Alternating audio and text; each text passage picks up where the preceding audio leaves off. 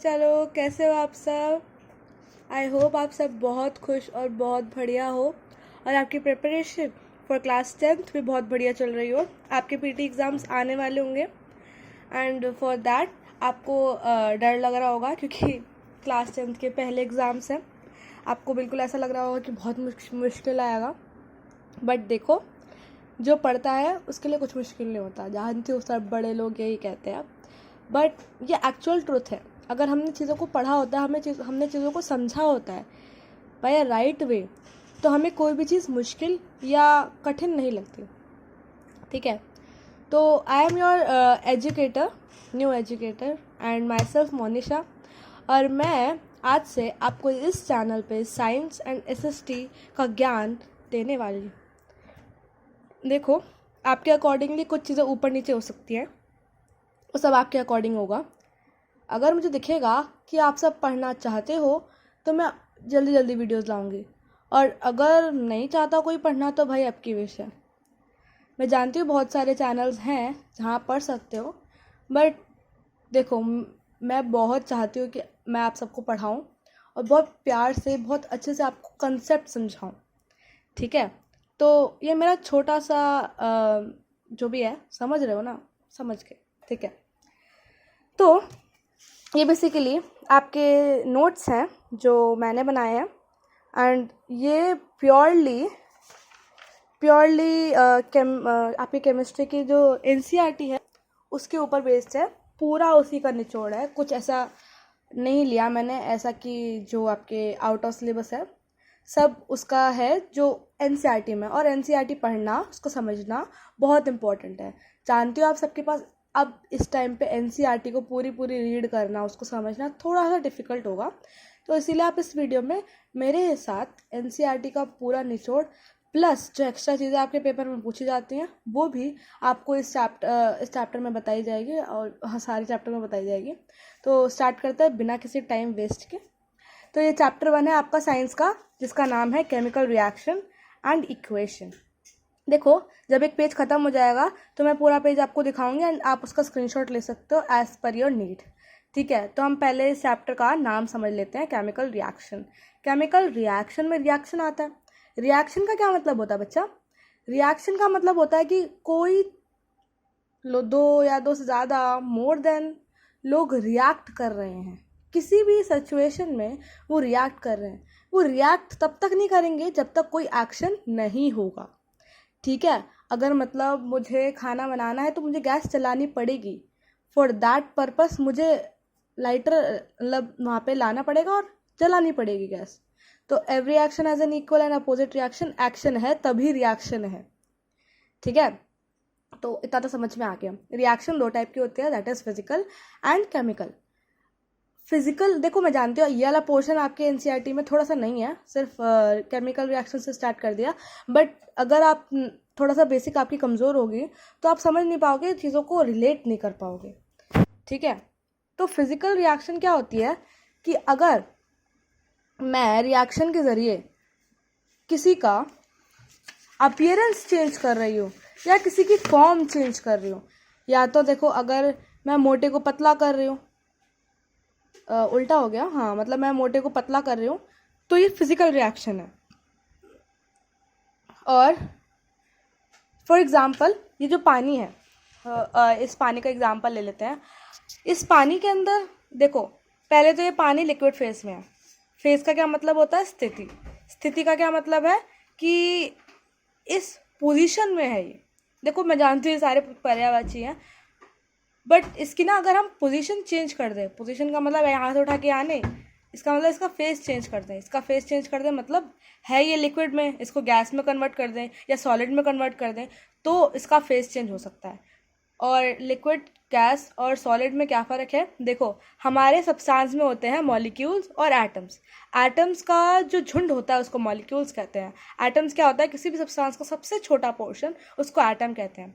जैसे एक घर का सबसे छोटा पोर्शन एक ब्रिक यानी ईंट होता है, वैसे ही एक सब्सटेंस का एक सबसे छोटा पोर्शन एटम होता है। जब बहुत सारे एटम्स को जोड़ दिया जाए तो वो मॉलिक्यूल बन जाता है, और बहुत सारे मॉलिक्यूल्स को जोड़ दिया जाए तो वो कंपाउंड बन जाता, मतलब हाँ कंपाउंड बन जाता है।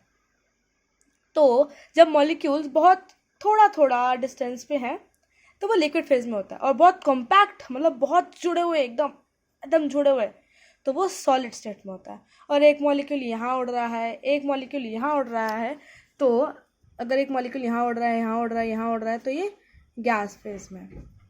और अगर कॉम्पैक्ट में है तो ये सॉलिड फेज में है।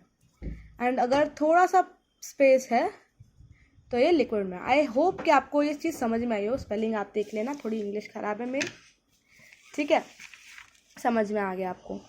तो अगर मैं इस पानी को लिक्विड फेज से गैस फेज यानी वेपराइज कर दूं, वेपराइज मतलब वेपर्स में कन्वर्ट कर दूं। वेपर्स क्या होती है, इसकी भाप, भाप समझते होगे है ना, भाप तो समझते ही होगे ऑब्वियसली। लिक्विड से अगर मैं भाप में कन्वर्ट कर दूं हीट के ज़रिए, तो क्या मैं भाप से वापस लिक्विड में कन्वर्ट कर सकती हूँ? हाँ जी, ठंडा करके, कंडेंस करके। तो ये जो रिएक्शन है ये फिजिकल रिएक्शन तो है ही है, मतलब इसकी फॉर्म को चेंज कर रहे हो, स्टेट को चेंज कर रहे हो, तो ये फिजिकल रिएक्शन तो ऑब्वियसली है, बट साथ में साथ ये रिवर्सिबल रिएक्शन भी है। Reversible reaction in its own is defining itself reversible, जो रिवर्स की जा सकती है।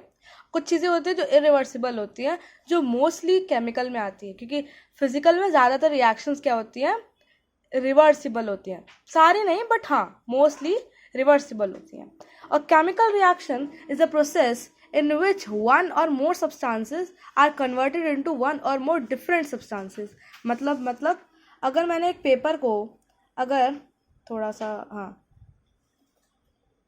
अगर मैंने, ये क्या हो रहा है, अगर मैंने एक पेपर को जला दिया, देखो ये जो सिंबल है ये हीट का होता है। किसे, ट्रायंगल से, यदि इसको ट्रायंगल को डेल्टा भी बोलते हैं, ट्रायंगल से शो करते हैं। और जब हम इसको जलाते हैं तो ये किस में कन्वर्ट हो जाता है भैया, ऐश के ढार में, ऐश के ढार में नहीं, मतलब ऐश के पर्वत में, जो भी है समझ रहे हो है ना, मतलब ये राख में कन्वर्ट हो जाता है।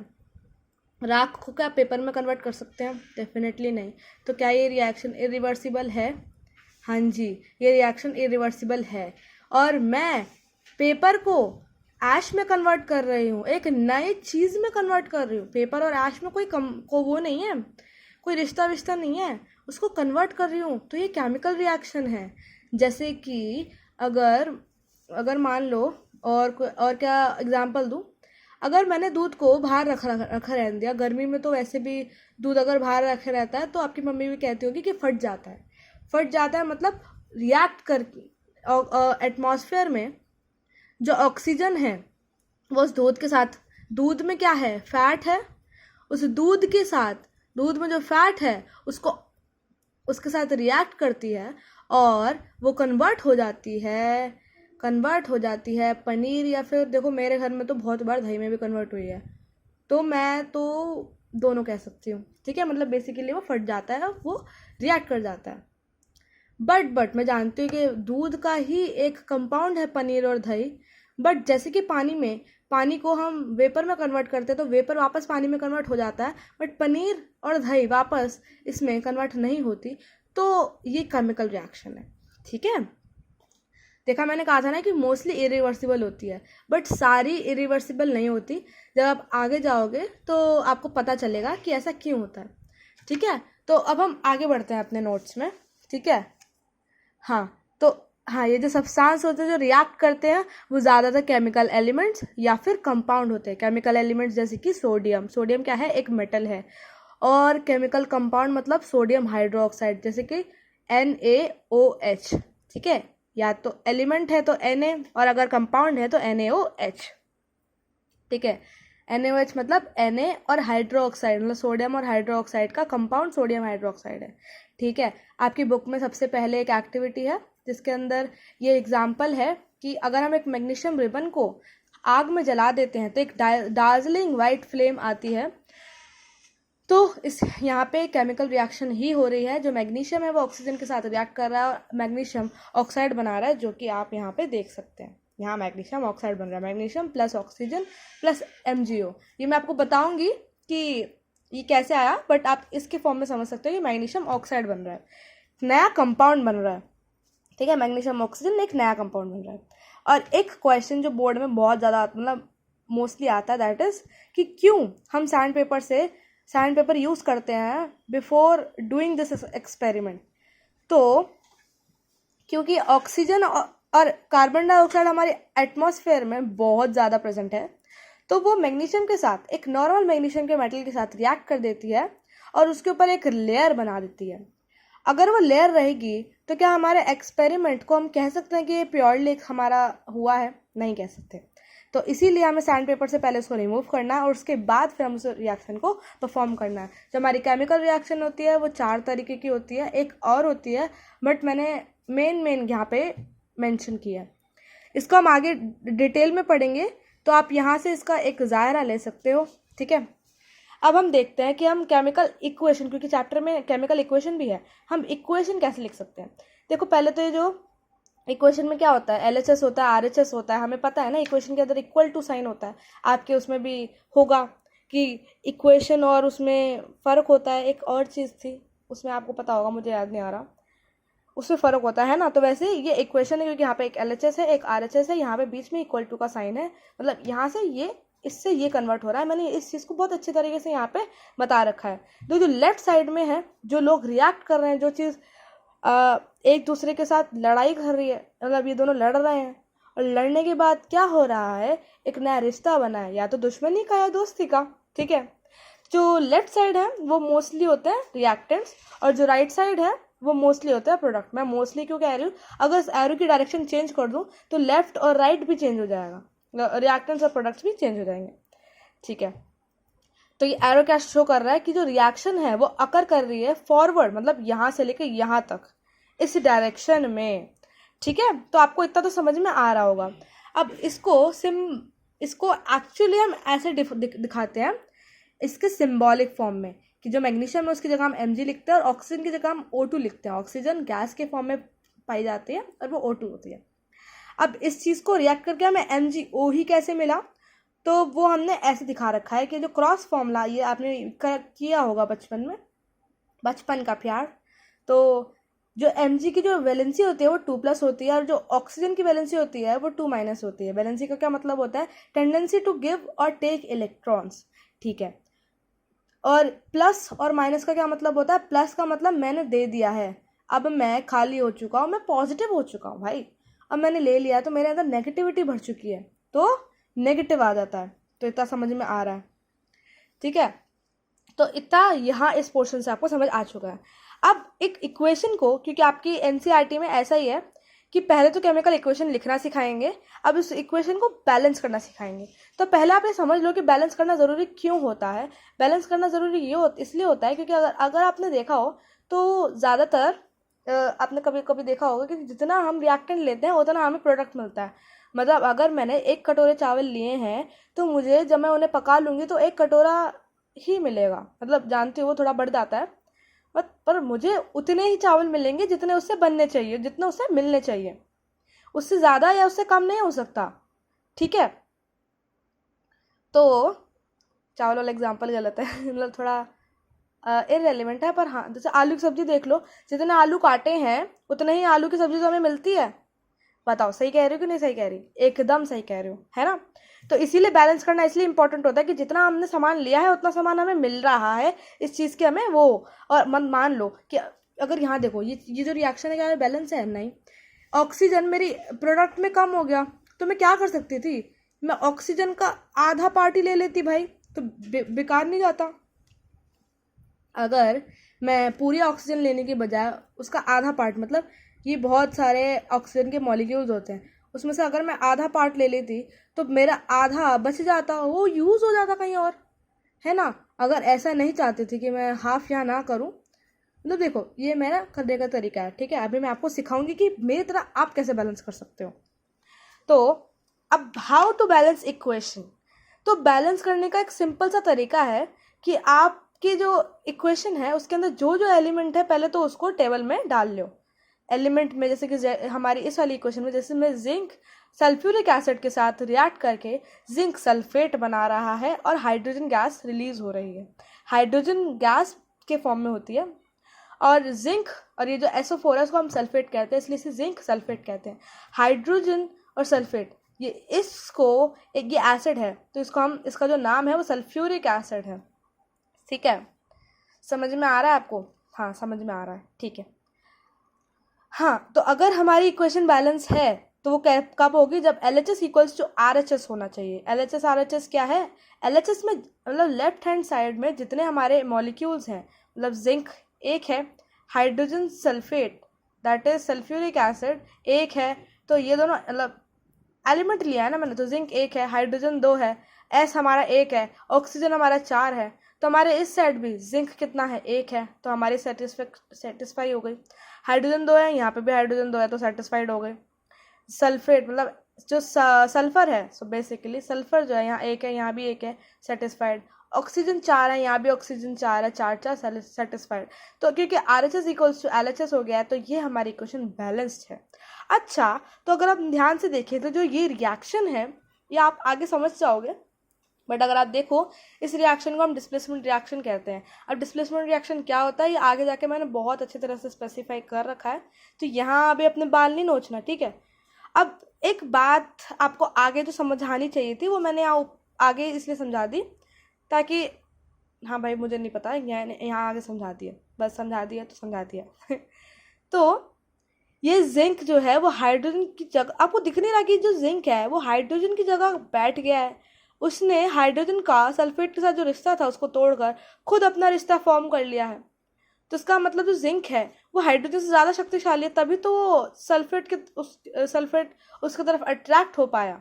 जब कोई ज़्यादा स्ट्रांग होता है, हमारे बगल में जो बैठा होता है उससे ज़्यादा कोई दूसरा स्ट्रांग होता है, तो हम डेफिनेटली उससे अट्रैक्ट होते हैं और अपने बगल वाले को छोड़कर आगे बढ़ जाते हैं। ये टेंडेंसी मोस्टली सब में होती है, ठीक है। अभी टेंडेंसी पता कैसे चलेगी? ये टेंडेंसी पता चलेगी हमें इस रिएक्टिविटी सीरीज़ की वजह से, और ये बहुत बढ़िया सीरीज़ है, इसको समझ लेना और इसको जान लेना, इसको लर्न कर लेना। देखो लर्न करने का तरीका मैंने इसमें लिख रखा है, ये अगर आप गूगल पर सर्च करोगे तो आपको इससे भी और ज़्यादा तरीके मिल सकते हैं, बट ये मुझे अच्छा लगता है क्योंकि मैंने पहली बार जो ट्रिक सीखी थी वो यही सीखी थी और अभी तक याद है। तो आपकी भी शायद ये पहली ट्रिक हो सकती है, तो ये आपको याद रखने का एक तरीका है। ये कैसे याद होगा? Please stop calling me a cute zebra, I like him calling smart guy. ठीक है, प्लीज़ जो के है वो पोटेशियम है, ये मैंने आपको लिख दिया है क्योंकि मुझे पता है कि आपके सिलेबस में एक चैप्टर है इसके अंदर आपको एलिमेंट्स बहुत अच्छे तरीके से बताया, जैसे कि पोटेशियम, सोडियम, कैल्शियम, मैग्नीशियम, ये सब बारे में आप जानते थोड़ा बहुत समझते हैं कि पीरियोडिक टेबल क्या है जिसके अंदर ये सब रखे रहते हैं, वो आप उस चैप्टर में समझते हैं, बट वो चैप्टर हटा दिया गया है। आपको बहुत नुकसान है, बट ठीक है, 11th में अगर आप साइंस लोगे तो आपके लिए नुकसान है, नहीं लोगे तो आपके लिए फ़ायदा ही फ़ायदा है, आपको फालतू में क्यों याद करें इसको, है ना। तो मैंने आपको यहाँ पे स्पेसिफाई कर दिया है, अगर आपको सिम्बल्स और उनके नाम नहीं पता हो तो मैंने स्पेसिफाई कर दिया है।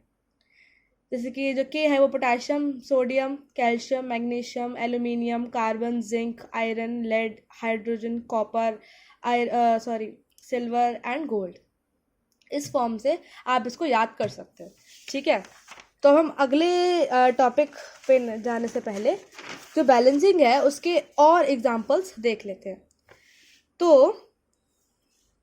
एक और एग्जांपल इसका जो है, अगर हम आयरन को पानी के साथ रिएक्ट करें तो जो हमारा, देखो नॉर्मली पानी के साथ वो रिएक्ट नहीं होता, अगर थोड़ा सा गर्म कर दें या फिर गर्म कर दिया तो पानी की जगह हम स्टीम ले लें, पानी की जगह स्टीम ले लें, मतलब गर्म भाप ले लें हम, तो ही आयरन उसके साथ रिएक्ट करता है। ये मैंने आपको एक्स्ट्रा नॉलेज दे देते हैं क्योंकि कुछ चीज़ें ना, कुछ बच्चे चीज़ों को ना ऐसे डाल नहीं पाते अपने दिमाग में।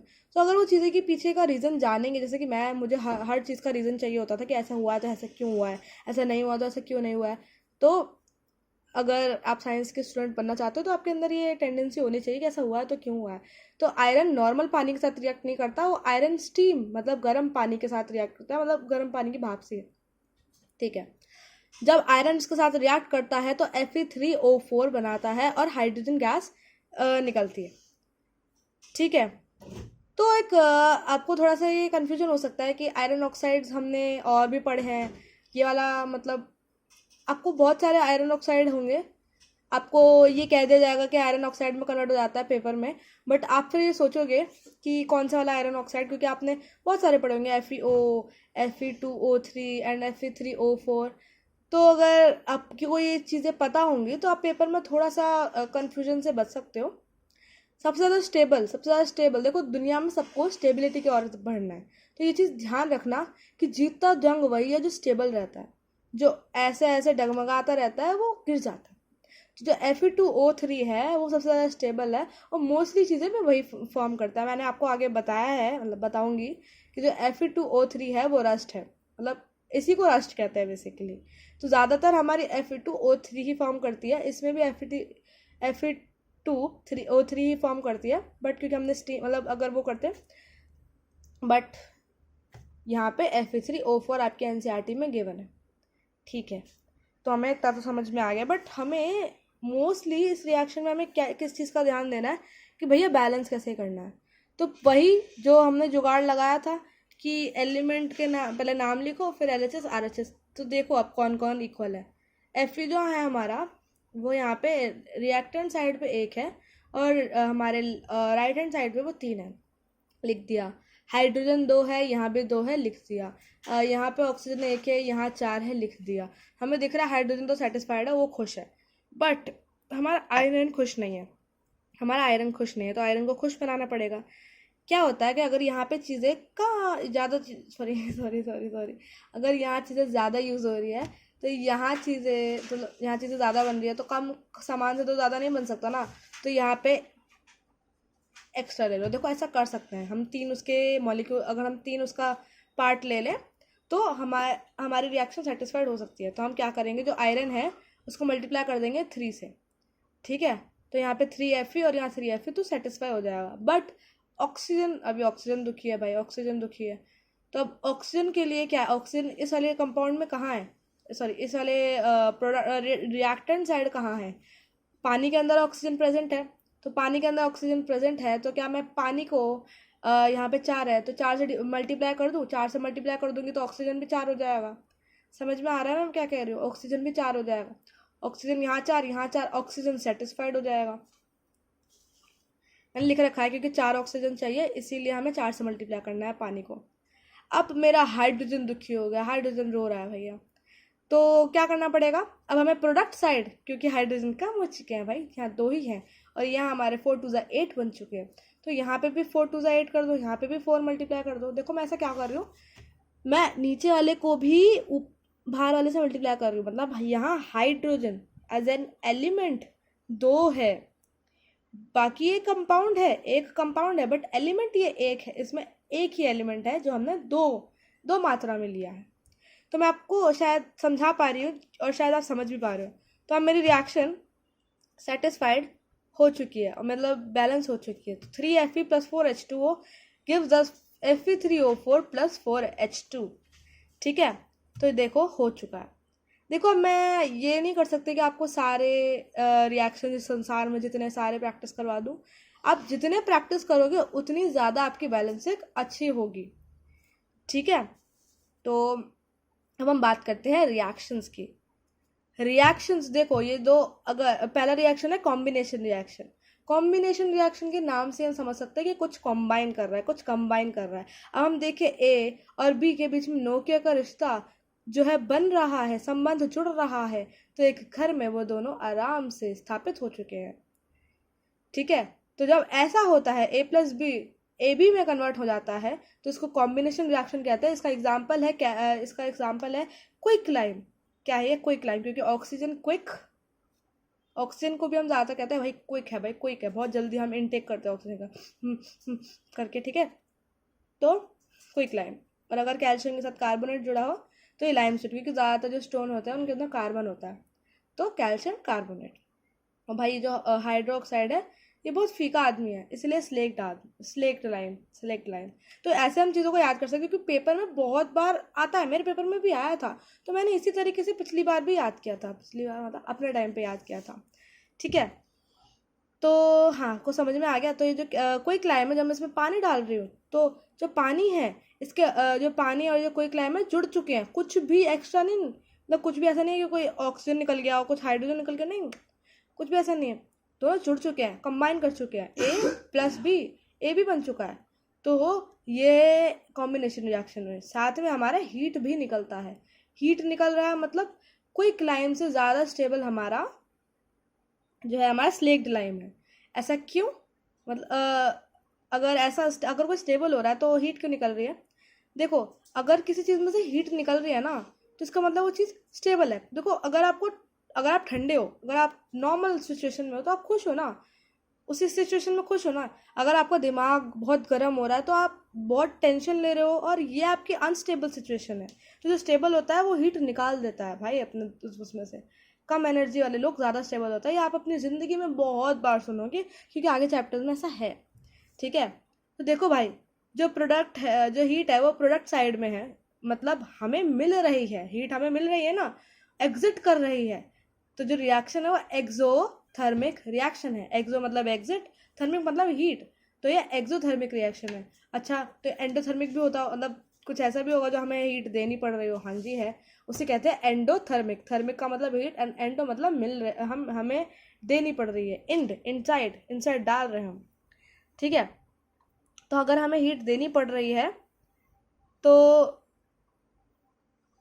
तो जाके कुछ होगा। ठीक है, तो जैसे कि हमारे एग्जाम्पल है एवापोरेशन ऑफ वाटर। पानी को एवापोरेट करने के लिए हमें हीट देनी पड़ती है। तो जो रिएक्शन है वो एंडोथर्मिक रिएक्शन है। बदले में हमें कोई हीट नहीं मिलती, हमें देनी पड़ती है। Sublimation of dry ice, sublimation का मतलब है एक सॉलिड स्टेट से हम सीधा गैस में कन्वर्ट कर रहे हैं। जब हम एक स्टेट बीच में जब मिस कर देते हैं, हम सीधा कूद जाते हैं, तो उसको सब्लिमेशन कहते हैं। ठीक है, अब ऐसे हम कि बहुत ज़्यादा क्रिटिकल सिचुएशन है तो हमें ज़्यादा हीट देनी पड़ेगी ना, तो ये एंडोथर्मिक रिएक्शन है, इसमें हमें हीट मिलती नहीं है, हमें हीट देनी पड़ती है। तो आपको समझ में आ चुका है। एक्सोथर्मिक रिएक्शन का एग्जाम्पल है कंबशन रिएक्शन। कंबशन रिएक्शन मतलब किसी चीज़ को जलाना। आप आगे, अगर आपकी बुक में है एक ऐसा कि अगर मैं किसी कार्बन का जो कंपाउंड है, कार्बन का कोई कंपाउंड है, उसको मैं ऑक्सीजन के प्रेजेंट में जलाती हूँ तो हीट रिलीज होती है। जब हम कार्बन के कंपाउंड में ऑक्सीजन के प्रेजेंट में उसको जलाते हैं तो हमें मिलता है कार्बन डाइऑक्साइड और पानी। इस चीज़ को दिमाग में लिख लो, चौथे चैप्टर में ये बहुत यूज होने वाला है। क्या मिलता है रिलीज, क्या मिलता है? कार्बन डाइऑक्साइड और पानी। कार्बन डाइऑक्साइड और पानी, देख लो, ग्लूकोज में कार्बन है, इसमें हम ऑक्सीजन की प्रेजेंट में इसको जलाएं, क्या मिलेगा? कार्बन डाइऑक्साइड और पानी। साथ में एनर्जी रिलीज हो रही है, इसका मतलब ये एक्सोथर्मिक प्रोसेस है। समझ में आ रहा है कि नहीं समझ में आ रहा? जितने भी डिकम्पोजिशन रिएक्शन जो आप आगे पढ़ोगे, डिकम्पोजिशन मतलब कि मेरा घर बच चुका था बट अब ये घर में दरार आ चुकी है, ये घर टूट चुका है, तो जो स्टार्टिंग सिचुएशन थी वापस उसमें कन्वर्ट हो चुका है। जब ऐसा हो तो डिकम्पोजिशन रिएक्शन उसको कहते हैं, डिकम्पोज, तोड़ना। कंबशन रिएक्शन मैंने आपको बता दी, कंबशन रिएक्शन, रेस्पिरेशन रिएक्शन भी एक्सोथर्मिक होती है। क्यों एक्सोथर्मिक होती है बच्चा? क्योंकि जब हम रेस्पिरेट करते हैं तो हम उस टाइम पे ऑक्सीजन का इनटेक करते हैं। अब वो ऑक्सीजन कार्बन डाइऑक्साइड की फॉर्म में निकल नहीं जाती है। ऐसा नहीं है कि ब्रीदिंग प्रोसेस के, जैसे ब्रीदिंग प्रोसेस उसी को रेस्पिरेशन कहते हैं, नहीं।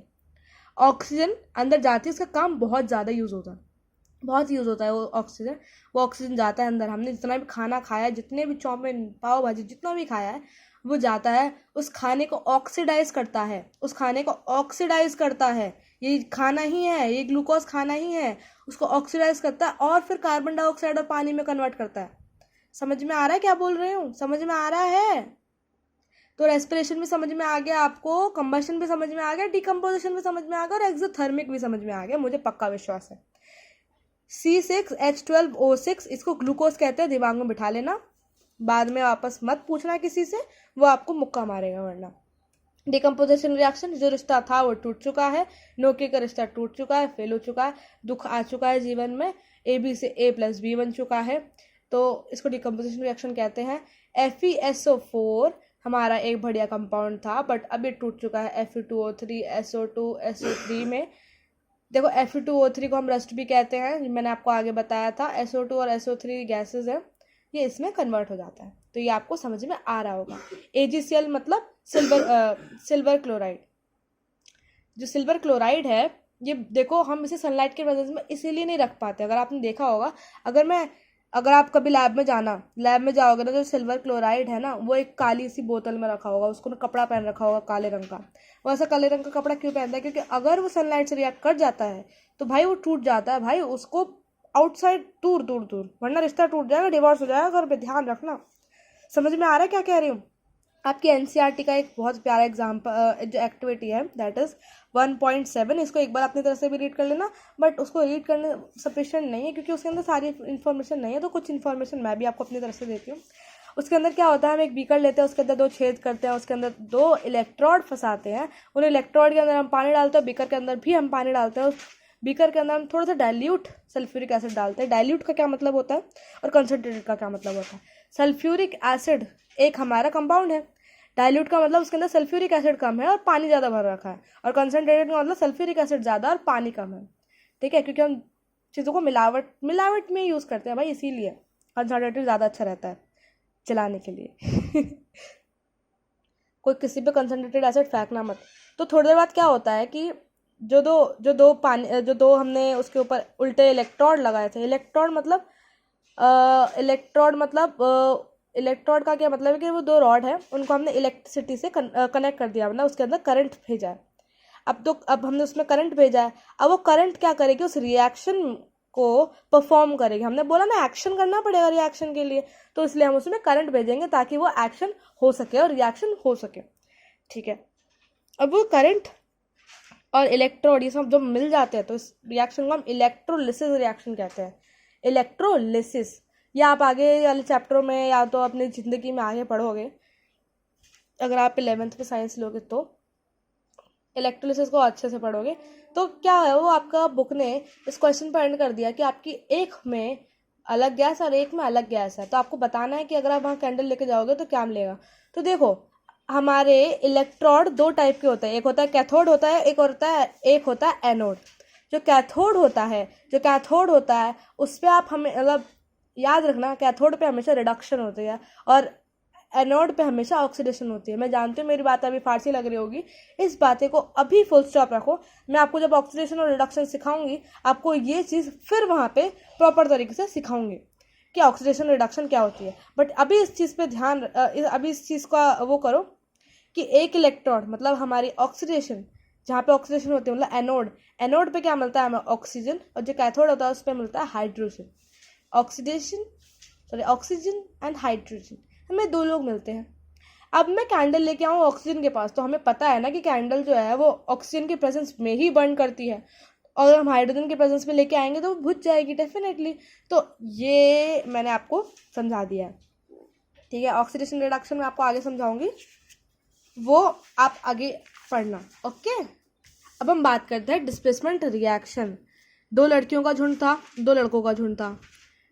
लड़के ने लड़की से दोस्ती कर ली, लड़की ने लड़की से दोस्ती कर ली, तो नए रिश्ते फॉर्म हुए। जब नए 2 रिश्ते फॉर्म होते हैं तो उसे डबल डिस्प्लेसमेंट रिएक्शन कहते हैं, और जब एक रिश्ता फॉर्म होता है तो उसको कहते हैं हम डिस्प्लेसमेंट रिएक्शन।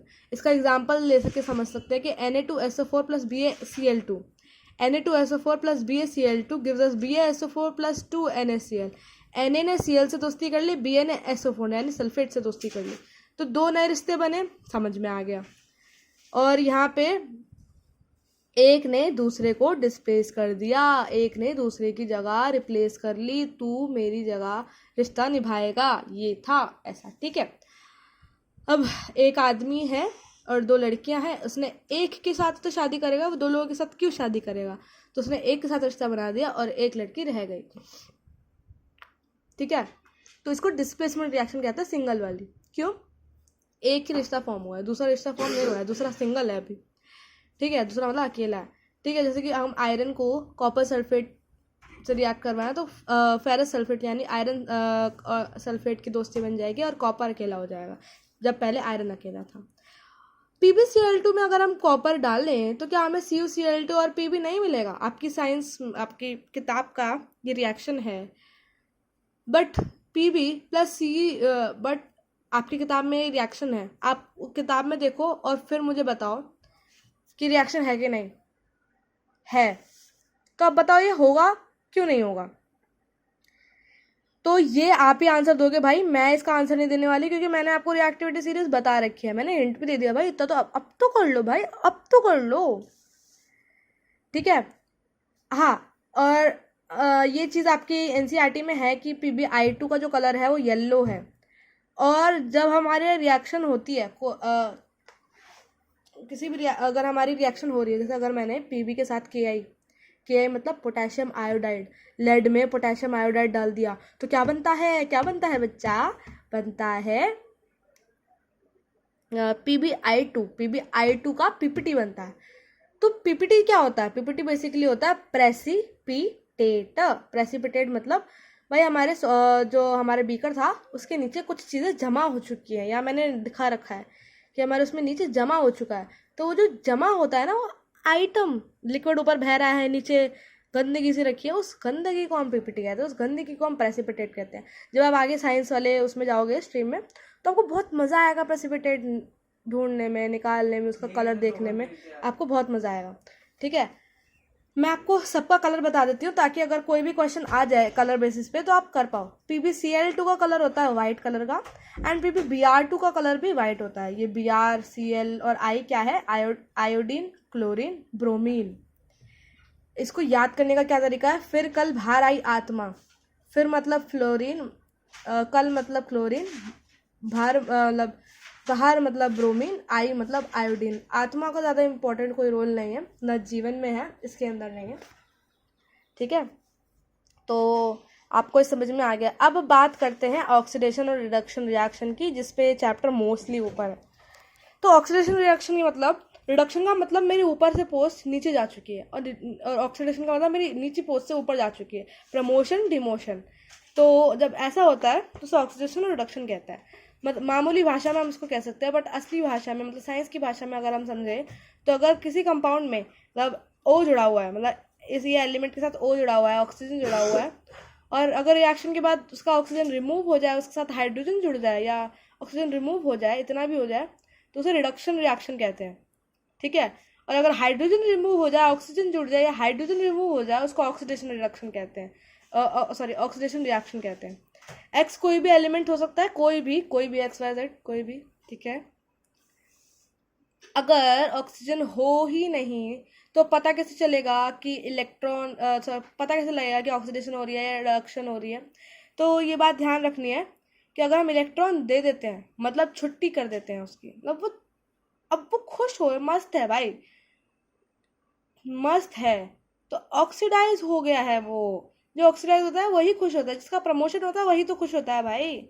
अब इलेक्ट्रॉन ले लिया मतलब डिप्रेशन स्टार्ट हो चुका है, चिंता बढ़ने लगी है, मतलब रिडक्शन हो चुकी है। इंसानी दुनिया में हम इसको समझ गए। ठीक है, ये इलेक्ट्रॉन और ये सब आपको तभी पता चल पाएगा जब आप उसकी वैलेंसी समझ पाओगे, हमें जान पाएंगे कि उस मोमेंट पे उसकी क्या है। देखो अगर आप चाहते हो, देखो मोस्टली इसमें से क्वेश्चन कम आने की चांसेस है। मैंने आपको एक्स्ट्रा मतलब देखो आ भी सकते हैं पर मोस्टली कम। अगर कोई टफ क्वेश्चन आएगा तो ज़्यादातर इसी में से आएगा, वरना मोस्टली कम फंसना इसी में, क्योंकि आपका वो चैप्टर काट दो तो आपको पता कैसे चलेगा कि उस वाले के पास इलेक्ट्रॉन कितने हैं। तो वो सब अगर आप चाहो तो मैं एक नई वीडियो बना के, मतलब दूसरी वीडियो बना के आपको उसमें समझा सकती हूँ।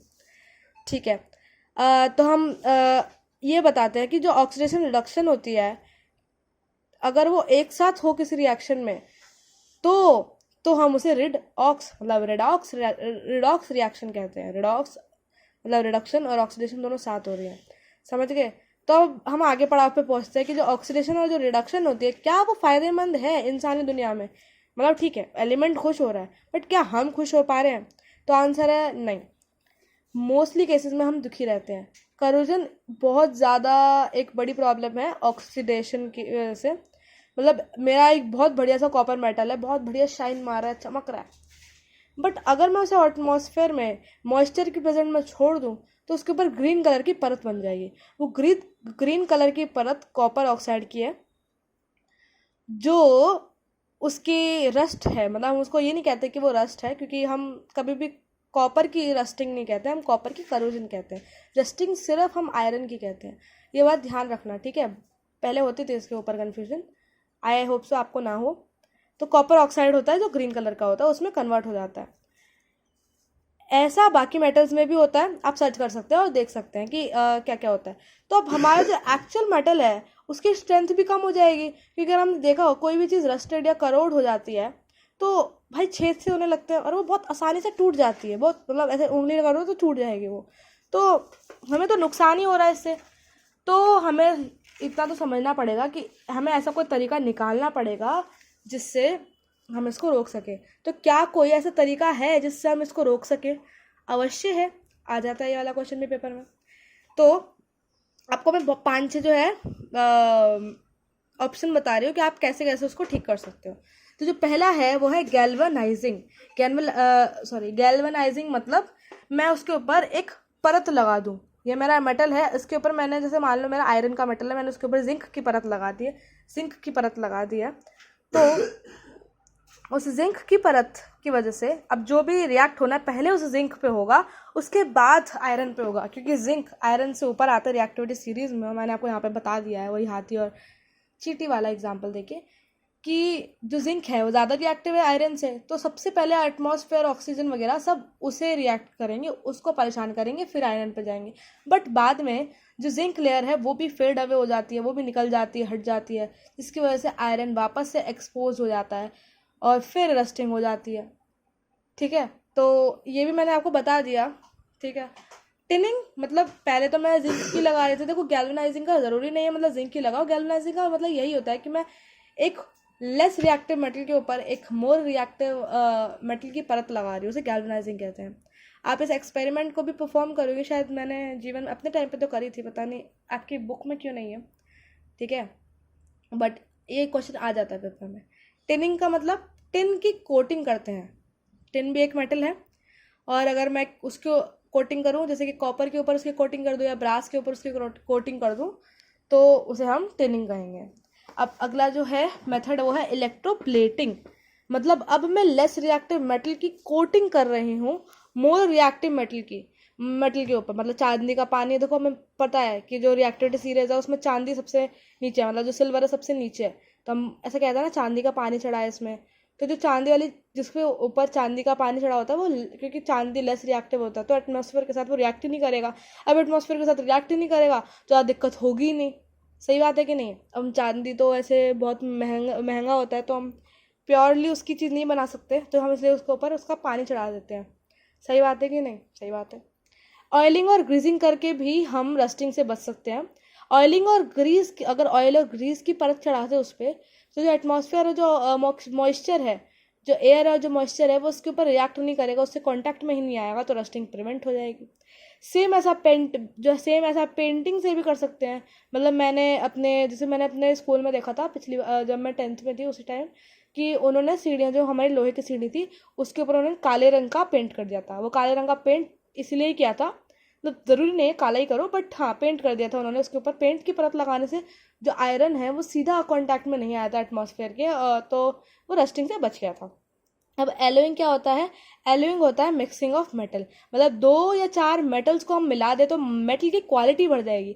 मतलब अगर मैं एक मेटल जो जल्दी रस्ट हो जाता है उसके अंदर कोई ऐसा मेटल डाल दूँ जो लेट रस्ट होता है, मतलब जो थोड़ा कम रिएक्टिव होता है मॉइस्चर वगैरह से, तो उस मेटल की जो टेंडेंसी है जैसे कुछ ज़्यादा देर तक वो टिक पाएगा, है ना? तो जैसे कि अगर हम देखें, जो स्टेनलेस स्टील है वो रस्ट प्रूफ होता है। उसके अंदर क्या क्या होता है? आयरन होता है, क्रोमियम होता है, निकल होता है। तो वो एलोइंग की वजह से होता है। एलॉयज आप पढ़ोगे आगे, एलॉयज मतलब मिक्सचर ऑफ टू और मोर एलिमेंट्स, उसको एलोइंग कहते हैं, एलॉय कहते हैं। तो ये भी बहुत फ़ायदेमंद होता है। ठीक है, अब इसका ना एक नुकसान और है, ऑक्सीडेशन का एक नुकसान और है, जाके जो कि है रेंसिडिटी मतलब खाने से कुछ ऐसा रिलेटेड है। खाने के अंदर अगर मेरा फैट और ऑयल है, और वो जो फैट और ऑयल है, अगर मैं उस वाले खाने को मैं बाहर छोड़ दूँ, अगर मैं उस वाले खाने को बाहर छोड़ दूँ गर्मी में, तो वो खाने के अंदर जो ऑयल और फैट है वो ऑक्सीडाइज हो जाता है। अगर आप फैट या ऑयल की अगर आप फॉर्मूला देखोगे तो उसके अंदर भी ज़्यादा डेप्थ में चलेगा, नहीं ये चीज़ नहीं बता सकते। मतलब ये है कि वो ऑक्सीडाइज हो जाता है, वो ऑक्सीजन के साथ रिएक्ट करता है, ऑक्सीडाइज होता है और वो कन्वर्ट हो जाता है रेंसिड में, जिसकी स्मेल इतनी घटिया, इतनी सड़ी हुई स्मेल होती है, और उसका टेस्ट भी बदल जाता है। मतलब खाने का तो सब कुछ बदल गया है। ठीक है, तो इससे तो हमारा खाना ख़राब हो जाता है। इसका मतलब ये है कि हमारा खाना ख़राब हो जाता है। तो ऑक्सीडेशन रिएक्शन इसमें भी बहुत दिक्कत देती है। अब इसको प्रिवेंट करने का भी तरीका है कि अगर मैं इसके अंदर एंटीऑक्सीडेंट्स डाल सकूं। एंटीऑक्सीडेंट नाम से डिफाइन कर रहा है, नेम सेल्फ डिफाइंड है कि ऑक्सीडाइज नहीं होगा, एंटी नहीं होगा। तो अगर हम वो डाल दें तो हमारा खाना मोस्ट प्रोबेबली ऑक्सीडाइज नहीं होगा, मतलब उसके अंदर जो फैट और ऑयल है। अगर मैं अपने खाने को एयर टाइट कंटेनर में रखूँगी तो वो ऑक्सीडाइज जल्दी नहीं होगा, मतलब ऑक्सीडाइज हो जाएगा, बट उसकी जो ऑक्सीडेशन रिएक्शन है, ऑक्सीडेशन रिएक्शन वो थोड़ी स्लो डाउन हो जाएगी। ठीक है। आपके बुक में एनसीईआरटी में लास्ट में क्वेश्चन है कि आपको पता है चिप्स के अंदर नाइट्रोजन गैस होती है। जो नाइट्रोजन गैस होती है वो भी इसी पर्पज़ के लिए होती है ताकि आपका जो चिप्स है उसके अंदर फैट और ऑयल हो, क्योंकि तले जाते हैं वो चिप्स, है ना। तो वो जो नाइट्रोजन गैस है वो आपके चिप्स को एक तो करारा रखती है ना। करारा रखती है मतलब जैसा है वो वैसा रखती है उसको, ठीक है, वरना सील जाते हैं। अगर उसकी गैस निकल जाए तो वो जल्दी सील जाते हैं। सील जाते हैं मतलब हमारा सब कुछ बदल जाता है ना, हमारा खाना चेंज हो रहा है तो उसका मतलब वो ख़राब हो रहा है। ठीक है, जो हमारा खाना जिसकी फ्रेश वो थी वो ख़राब हो रही है। तो अगर ऑक्सीडेशन हम उसको रोकना चाहें तो हम उसके अंदर नाइट्रोजन गैस डालें, या फिर हम उसको एयर टाइट कंटेनर में रखें, या उसके अंदर एंटीऑक्सीडेंट्स डालें। तो this is all about your chapter. देखो इस चैप्टर के मैंने आपको सारा चैप्टर समझा दिया है। 45 मिनट में पूरा चैप्टर मैंने आपको समझा दिया, या मैं 45 मिनट से भी कम बताऊँ, मैंने आपको पूरा चैप्टर समझा दिया। अब आपको इस चैप्टर का क्या करना है? देखो पहली बात तो जो आपके एनसीईआरटी एग्जाम्पलर है इसके क्वेश्चन करो। देखो अगर आप चाहते हो तो मैं आपको इसके क्वेश्चन भी करवा दूंगी अगर आप बोलोगे तो, क्योंकि हाँ इसमें थोड़ा टफ क्वेश्चन है जिसमें थोड़ा सा जानना पड़ता है, ट्रिक्स व्रिक्स, है ना। वरना आप एनसीईआरटी के तो सारे एक्सरसाइज वगैरह लगा ही लेना। ठीक है, देखो एनसीईआरटी पे बहुत ज़्यादा फोकस रहना, क्योंकि एनसीईआरटी आपका मूल मूत्र है, मतलब क्या बोल रही हूँ, ठीक है, आपको समझ में आ रहा होगा मैं क्या बोलना चाहती हूँ। तो आप इसको अच्छे से सॉल्व कर लेना एंड इसको भी सॉल्व कर लेना। ठीक है, एंड ये नोट्स रिवाइज कर देना ना, मतलब आपके पेपर से पहले 4 पेज बहुत इंपॉर्टेंट होंगे। शायद मैं आपको पीडीएफ ना सबमिट करवा पाऊँ, तो आप इसका एक बार ना स्क्रीनशॉट ले लेना। ये लो, आई होप सो स्क्रीनशॉट ले लिया है। मैं अगला पेज दिखाती हूँ ताकि आप अगले पेज का भी स्क्रीनशॉट ले लो।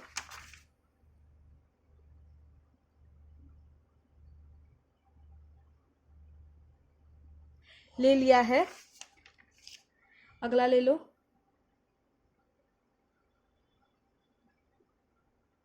ले लिया होगा तो अब लास्ट जो है उसका भी ले लो स्क्रीनशॉट। ठीक है, आई होप सो आपने ले लिया है। ठीक है, तो बाय बाय, और अच्छे से पढ़ते रहना। ठीक है, टाइम वेस्ट मत करना और मेरी अगली वीडियो का इंतज़ार करना। इस चैप्टर के सारे पीवाईक्यूज आपके जो आपके पिछले साल या पिछले से पिछले साल जितने भी क्वेश्चन आपके प्रीवियस ईयर्स हैं उन्हें लगा लेना, ताकि आपको एक आइडिया हो जाए कि किस टाइप के क्वेश्चन आते हैं। मैंने मोस्टली क्वेश्चन इसमें ले लिए हैं, मतलब जैसे बहुत सारे क्वेश्चन हैं जो मेरे पेपर में एग्जैक्टली आए थे वो मैंने ले लिए इसमें, बट आप और भी क्वेश्चन ले लेना, और भी क्वेश्चन की प्रैक्टिस करना, क्योंकि प्रैक्टिस इज़ मोर इम्पॉर्टेंट। ठीक है, बाय बाय।